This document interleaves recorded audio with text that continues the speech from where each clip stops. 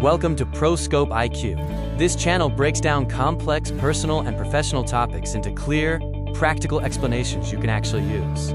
Today we're focusing on how cyber attacks really work, not from a movie perspective, but from how attacks actually happen in the real world.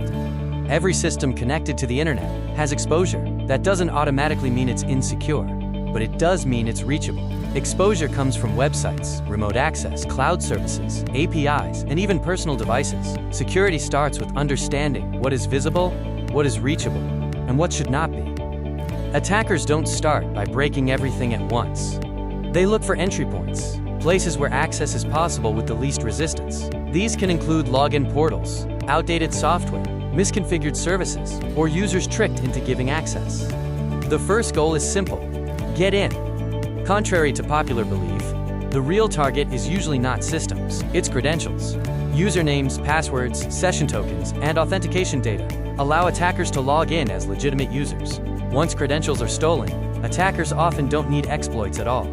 They just authenticate. Getting in is only the beginning. Once access is gained, attackers explore the environment. They look for additional systems, higher privileges, sensitive data, and paths to expand control. This stage is called lateral movement, and it's where small security failures turn into major incidents. Modern security focuses on limiting damage, not assuming breaches won't happen. This includes restricting access, segmenting systems, monitoring activity, and quickly revoking compromised credentials. The goal is to contain incidents before they spread, reducing impact even when something goes wrong. This is where modern security models differ from the past. Trust is no longer permanent. Access is continuously evaluated based on identity, behavior, device, and context. Even trusted users are verified repeatedly. This approach dramatically reduces how far attackers can move. Risk isn't static. It changes constantly. Modern systems evaluate risk in real time by looking at location, behavior, device health, and unusual activity. When risk increases, security controls adapt automatically.